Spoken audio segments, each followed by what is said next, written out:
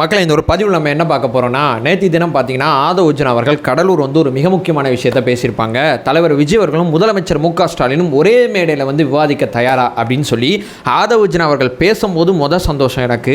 ரெண்டாவது சந்தோஷம் என்னுடைய மண்ணாக இருக்கக்கூடிய கடலூர் மண்ணில் அவர் பேசும்போது அட்டகாசமாக இருக்குப்பா. அந்த விவாதம் நடந்தால் ரொம்ப கிளாசிக்காக இருக்கும். அதுலேயும் ஆதவர்ஜுன் அவர்கள் ரொம்ப முக்கியமாக சொல்லியிருப்பாங்க, நீங்கள் அமெரிக்க அதிபர் எதுக்கு 50% வரி வீச்சான்னு விவாதிக்க வேணாம், பொருளாதார கொள்கை அடிப்படையில் விவாதிக்க வேணாம், உங்களுடைய ஊழல் அடிப்படையில் விவாதிக்க வேணாம், நீங்கள் மூச்சுக்கு 3 தடவை பேசுகிற சமூக நீதி அடிப்படையில் ஒரு உரையாடல் நடத்தினா என்ன, புது மேடையில் அமெரிக்காவில் பண்ணுறாங்கல்ல அது மாதிரி தமிழ்நாட்டில் நம்ம கிரியேட் பண்ணால் என்ன, ஒரே மேடையில் 2 தலைவர்கள் லைவாக உட்காந்து சமூக நீதி அடிப்படையில் உரையாடினா என்ன தவறு இருக்குது அப்படிங்கிற ஒரு கொஸ்டின் கேட்டிருப்பாங்க. ஆனால் திமுக காரன் ஒருபோதும் வரமாட்டான். ஊழலை பற்றி விவாதிச்சா கூட வருவான். ஏன்னு தெரியுமா, நீதிமன்றத்தில் நிரூபிக்கப்படலன்னு வருவாங்க. அதே நேரத்தில் பார்த்தீங்கன்னா சமூக நீதினா வரவே மாட்டாங்க. சமூக நீதி அப்படிங்கிறத நாங்கள் சாப்பிடும்போது சும்மா ஊறுகாய் மாதிரி தொட்டுப்போங்க, மற்றபடி அதுக்கு எங்களுக்கு சம்மந்தம் இல்லைன்னு சொல்லுவாங்க. நிறைய இடங்கள்ல நீங்கள் கேள்விப்பட்டிருப்பீங்க, திமுகவோட கொள்கையும் தாவேக்காவோட கொள்கையும் ஒரே மாதிரி தான் இருக்குது அப்படின்னு சொல்லுவாங்க. தாவேக்காவோட கொள்கையும் திமுகவோட கொள்கையும் ஒரே மாதிரி இருந்தால் திமுக பெயரளவு கொள்கையை வச்சிருக்கு அப்படிங்கிறத தொடர்ச்சி நம்ம பேசிக்கிட்டு இருக்கோம்ல.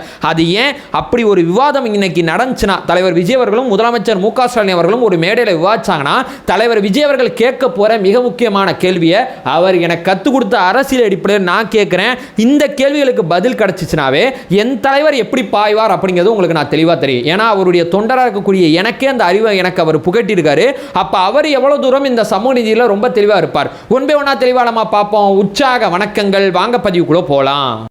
முதல் விஷயம் மக்களே, ஆக்சுவலாக பார்த்தீங்கன்னா தலைவர் விஜய் அவர்கள் கேமரா முன்னாடி உட்காந்து அவர் பேசினார்னா அந்த விவாதத்தில் ஏன்பா ஜாதி வாரி கணக்கெடுப்பு எடுக்கலை, இதான் முதல்ல கேட்பாரு. விவாதம் அதோட முடிஞ்சு போயிடும். ஏன் தெரியுமா கேட்பாரு, இது ஏன் நிறைய பேர் கேட்பாங்க, எதுக்கு ஜாதி வாரி கணக்கெடுப்பு எடுக்கணும் அப்படின்னு சொல்லி தாவேக்கால சில தொண்டர்கள் கேட்கறத நான் பார்த்துருக்கேன். திமுக இருக்கிற மொத்த பேருக்கு இதை பற்றி புரிதலே இல்லாமல் இருக்கு. ஜாதி வாரியாக கணக்கெடுத்தா ஜாதி வளர்ந்துருமே அப்படின்னு சொல்லி பேசிக்கிட்டு இருக்காங்க. அது அப்படி கிடையாது. இப்போ இந்தியாவில் இடஒதுக்கீடு இருக்குது. ஏன் இடஒதுக்கீடு இருக்குது, இங்கே சமூகம் இங்கே இருக்கு, ஆனால் சில நபர்கள் பின்தங்கி இருக்காங்க. இவங்களை புஷ் பண்றதுக்காண்டி இடஒதுக்கீடு ரொம்ப அவசியமானது, அப்பதான் இது சமமா இருக்கும், அதனால இடஒதுக்கீடு இங்க ரொம்ப அவசியமானதுன்னு சொல்றாங்க. இன்னைக்கு இடஒதுக்கீடு தமிழ்நாட்டில் இருக்குது. எந்த கணக்கடிப்படையில் இருக்குது? 1931 எடுத்த கணக்கெடுப்பு அடிப்படையில் இந்தியாவில் தமிழ்நாட்டில் இப்போ இடஒதுக்கீடு அமல்படுத்தப்பட்டிருக்கு. இடஒதுக்கீடு இன்னைக்கு கொடுக்குறீங்க. அப்ப இன்னைக்கு யார் யார் என்னென்ன நிலைமையில இருக்கா, யார் யாருக்கு இங்க தேவைப்படுது, யாருக்கு அதிகமா இருக்கு, யாருக்கு கம்மியா இருக்குங்கிற கணக்கீடு இன்னைக்கு எங்க தேவை இருக்கோ அதை அடிப்படையில் எடுத்து இந்த இடஒதுக்கீடை கொடுத்தீங்கன்னா சரியான முறையில் சரியான நபர்களுக்கு போய் சேரும். சுதந்திரம் வாங்கி 75 வருஷமா இதை செய்யவே இல்லை. 75 வருஷமா செய்யாத இந்த இடஒதுக்கீடு அடிப்படையில் ஒரு வேலை பார்த்துட்டு இருக்கும் போது இதை எடுத்து கொடுங்கயா. கர்நாடகாவில் செய்றாங்க, தெலுங்கானாவில் செய்றாங்க, மற்ற மாநிலங்களில் செய்றாங்க. நீங்க ஒரு திட்டங்களை தீட்டினா கூட உங்களுக்கு தரவு வேணும். அந்த தரவை தான் கிரியேட் பண்ணுங்க அப்படிங்கிற விஷயத்தை நம்ம சொல்றோம். நீங்க திட்டங்களை தீட்டுறதை மட்டும் கவனம் செலுத்துறோம், தரவு தேவையில்லைன்னா யாருக்கு திட்டம் போட்டுட்டு இருக்கீங்க? ஒரு கணக்கெடுத்து அந்த கணக்கீடு அடிப்படையில் யாருக்கு என்ன தேவையோ அதை அடிப்படையில் திட்டம் போட்டு அந்த மக்களுக்கு தேவைப்படுற விஷயங்களை செஞ்சா மட்டும்தான் அது சரியான சமூக நீதி அரசாங்கமாக இருக்கும். அதைத்தான் செய்ய சொல்றோம். இன்னைக்கு இடஒதுக்கீடு அமல்ல இருக்கு. எது அடிப்படையில்? சுதந்திர இந்தியாவுக்கு முன்னாடி இருந்த கணக்கீடு அடிப்படையில். எவ்வளவு கேவலமா இருக்கு இதை நம்ம சொல்றதுக்கு. அதை அடிப்படையில் ஒரு விஷயத்தை செஞ்சுட்டு சமூக நீதியை காப்பாற்றுற அரசாங்கம் நாங்க அப்படின்னு சொல்லி மேடைக்கு மேடை பேசிட்டு இருக்கீங்களே, கொஞ்சம் கூட வெக்கமா இல்லையா அப்படின்னு சொல்லி எங்க தலைவர் விஜய் அவர்கள் முதல் கேள்வியா முதலமைச்சர் மு க ஸ்டாலின் கேட்பாப்புல. அதோட மைக் ஆஃப் பண்ணிட்டு கிளம்பி போயிடுவாங்க. ரெண்டாவது மிக முக்கியமான விஷயம் சொல்றேன், ஜாதி ஆவண கொலைக்கு ஒரு தடுப்பு சட்டம் வேணும் அப்படிங்கிற விஷயத்தை தொடர்ச்சியா வலியுறுத்துவாங்க. என்ன தேவை இருக்குதுக்கு? ஏன் இதுக்கு மட்டும் ஒரு சட்டம் எக்ஸ்ட்ரா போடணும்னு சொல்றாங்கன்னா, ஒரு சமூகத்தில் ஒரு கொலை நடக்குதுன்னா என்னென்ன காரணத்துக்காண்டி நடக்கும்? ஒரு வழிப்பறி, அதனால கொலை பண்ணி வழிப்பறி பண்ணுவாங்க, கொள்ளையடிக்கிறதுக்கு தடையா இருக்காங்க அப்படின்னு சொல்லி கொல்லுவாங்க, முன்னுரிமை காரணமாக கொல்லுவாங்க, கூலிப்படை ஏவி கொலை பண்ணுவாங்க. இதெல்லாம் கொலை பண்ணுறதுக்கான காரண காரியங்கள். இது எல்லாத்துலேயும் ஒருத்தனை கொலை பண்ணுறதுக்கு ஏதோ விதமான ஒரு ஆசை, ஒரு கோபம், அது யார் என்னெல்லாம் தெரியாது, ஏதோ ஒரு கோபம், ஆசை, ஒரு தீராப்பகை, ஒரு உதாரணத்துக்கு காமம் அடிப்படையில் கூட இங்கே கொலை நடக்குது. இவ்வளவு கொலைகள் நடக்கும்போது இந்த மாதிரி காரணம் இருக்கு. இந்த மண், தமிழ்நாடு மண் சமூக நீதி மண் நம்ம நிறையா சொல்கிறோம். ஜாதி அடிப்படையில் ஒருத்தனை கொன்றாங்க, ஜாதி காரணமாக ஒருத்தர் மேலே கொலை பண்ணுறாங்க. ஜாதி அப்படிங்கிறது என் கண்ட்ரோலில் இருக்கும், உங்கள் கண்ட்ரோலில் இருக்கா?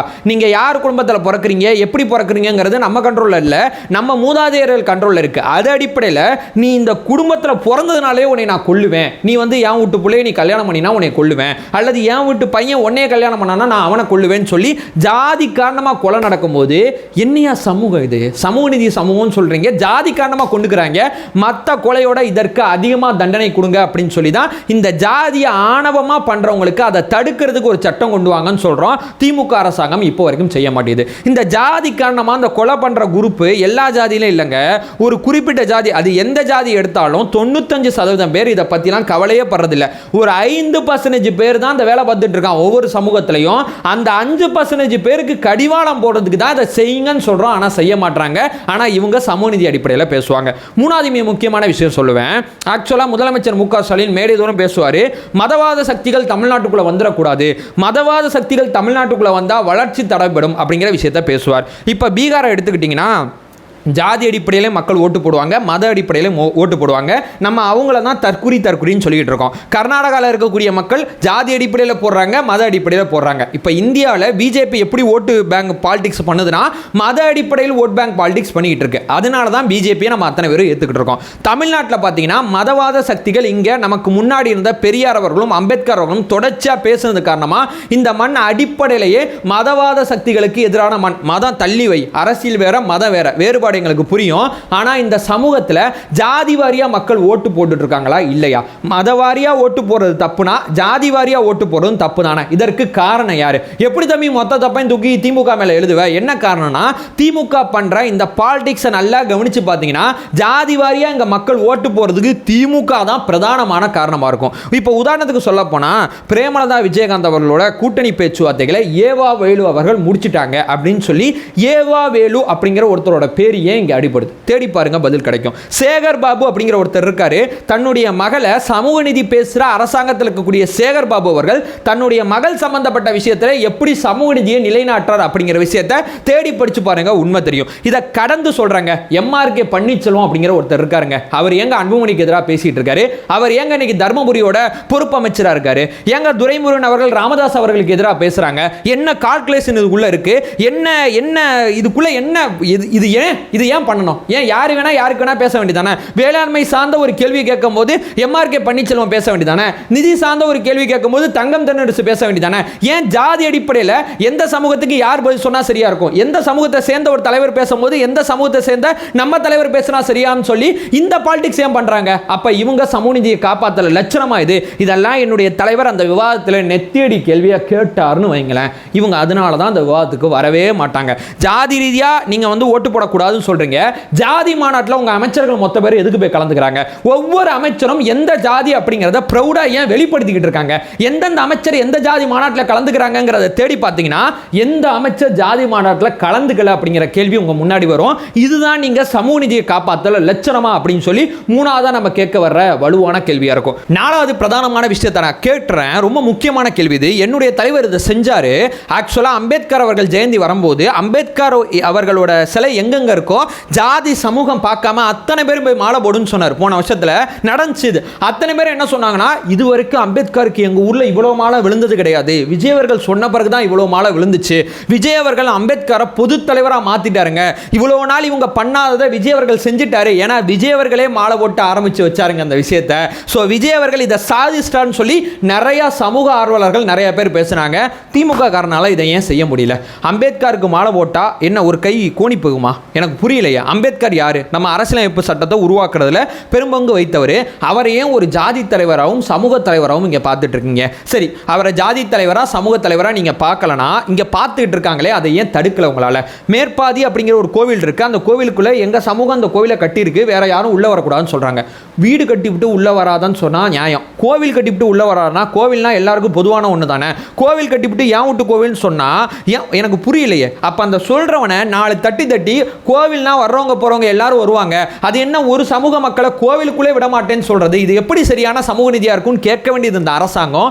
ஐயோ, இதை தொட்டா இந்த சமூகம் கோச்சுக்கும், அதை தொட்டா அந்த சமூகம் கோச்சுக்கும், நம்ம அப்படியே அமைதியாக கடந்து போவோம், நம்ம எதை பற்றியும் பேச வேணாம், அப்படியே அமைதியாக கடந்து போவோம் கடந்து போயிட்டு இருக்கீங்களே, இதுதான் நீங்கள் சமூக நீதியை காப்பாற்றல் லட்சணமா? எனக்கு தெரியலையே. ஒவ்வொரு தடவையுமே இந்த பட்டியலின மக்களுக்கு மேலே நடக்கக்கூடிய அடக்குமுறைகளை பார்த்து கடந்து தான் போறீங்களே தவிர புல்லட் வெட்டினா கையை வெட்டுறாங்க. இதை கடந்து போனீங்கன்னா ஒரு பையன் ஒருத்தன் படிக்க போகிறவனை அடித்து, மிக முக்கியமாக பார்த்தீங்கன்னா நாகநீரில் ஒரு சம்பவம் நடந்துச்சு, உங்கள் அத்தனை பேருக்கு தெரியும். அங்கே இது சொல்ல வேணாம்னு நினச்சி அந்த வீடியோவில் அவ்வளோ கோவம் வருது. வேங்கவேயலில் இருக்கக்கூடிய ஒரு சமூக மக்கள் எந்த அவலத்தை இன்னைக்கு சந்திச்சுக்கிட்டு இருக்காங்க அப்படிங்கிற உண்மை தெரியும். சமூக நீதி அப்படிங்கிற அடிப்படையில் இடஒதுக்கீடு ஏன் இருக்குது அப்படிங்கிற புரிதல் இல்லாமல் இங்கே இந்த சமூகத்தில் நிறைய பிரச்சனை போயிட்டு இருக்கு. இது அத்தனையும் கை கட்டி வேடிக்கை தானையா பார்க்குறீங்க? எதையா தடுத்தீங்க நீங்கள்? பட்டியலின மக்கள் மேலே இருக்கக்கூடிய அடக்குமுறையில் எதை தடுத்தீங்க? உங்கள் ஆட்சி அதிகாரம் வந்த பிறகு இந்த மக்கள் மேலே இன்னும் அடக்குமுறை அதிகமாக இருக்குது அப்படிங்கிற குற்றச்சாட்டு தானே இந்த சமூக மக்கள் மத்தியில் இருக்குது. இப்போ வரைக்கும் உங்களால் அதை தடுக்க முடியுதா? அம்பேத்கர் அவர்களை ஜாதி தலைவராக பார்த்த குரூப் தானே நீங்கள். ஏன் தலைவன் அதிகாரத்துக்கு வர்றதுக்கு முன்னாடி அதை சமூக தலைவராக மாற்றினாரு. இந்த தெம்பு திராணி உங்களுக்கு இருக்கா? இந்த மாதிரி சமூக நீதி அடிப்படையில் நான் கேள்வி கேட்டுக்கிட்டே போனேன்னு வைங்களேன், இந்த வீடியோ ரொம்ப லென்த்தாக போயிடும். நான் ரொம்ப தெளிவாக சொல்கிறேன். ஒரு தாவேக்கா தொண்டனா என் தலைவர் எனக்கு கற்றுக் கொடுத்த அரசியல் அடிப்படையில் உங்கள்கிட்ட 4 மிக முக்கியமான கேள்வி எழுப்பியிருப்பேன். இந்த விவாதத்தில் இந்த 4 கேள்வியில் ஒரு கேள்விக்கு உங்கள்கிட்ட நாகரிகமான பதில் இருக்கா? என்னை திட்டுறது, என்னுடைய குடும்பத்தை திட்டுறதை தாண்டி உங்களுக்கு வேற எந்த பதிலும் கிடையாது. அதனால தான் என்னுடைய தலைவரோட குடும்பத்தை திட்டுறீங்களே தவிர அவர் கேட்குற கேள்விக்கு உங்கள்கிட்ட பதில் கிடையாது. பதில் இல்லாமல் அவரை தனி மனித தாக்குதல் நடத்துறது மட்டும்தான் பண்ணிட்டு இருக்கீங்களே தவிர அவரை நடிகர் அப்படிங்கிற ஒரு போர்வைக்குள்ளே கொண்டு வைக்கிறீங்களே தவிர அவருக்கான கேள்விகளுக்கான சரியான பதில் உங்கள்கிட்ட இருக்கா? ஒருபோதும் கிடையாது. அதனால தான் சமூக நீதி அடிப்படையில் விவாதிக்க கூட நீங்கள் வரமாட்டீங்க. ஏன்னா உங்கள்கிட்ட சமூக நீதினா எந்த கடையில் எவ்வளோ கிடைக்கும் அப்படின்னு தான் கேட்பீங்க. ஏன்னா அதை பற்றி எந்த விதமான புரிதலும் இல்லாமல் சமூக நீதின்னு பேசிகிட்டு இருப்பீங்க. கேவலமாக இல்லை? இதை கேட்டு இந்த வீடியோ நான் எண்ட் பண்ணிக்கிறேன். ஸோ உண்மைக்குமே திமுகவும் தாவேக்காவும் ஒன்றும் கிடையாதுங்க. தாவேக்கா ஆட்சிக்கு வந்த பிறகு உங்களுக்கு திமுக பண்ணுற சமூக நீதி அரசியல் என்ன, தாவேக்கா பண்ணுற சமூக நீதி அரசியல் என்ன அப்படிங்கிற பெரிய புரிதல் உங்களுக்கு கண்டிப்பாக வரும். அதை சொல்லிட்டு இந்த வீடியோ நான் எண்ட் பண்ணிக்கிறேன். நம்ம சேனலை ஃபர்தராக ஃபாலோ பண்ணிங்கன்னா பொலிட்டிக்கல் சார்ந்து மிக முக்கியமாக தாவேக்கா சார்ந்து ஏகப்பட்ட பதிவுகளை தொடர்ச்சியாக பார்த்துட்ருக்கோம். நம்மளோட ஒரே நோக்கம் அறியாமை அகற்ற வேண்டும், அறியாமை அகற்றப்பட வேண்டும். Thank you so much.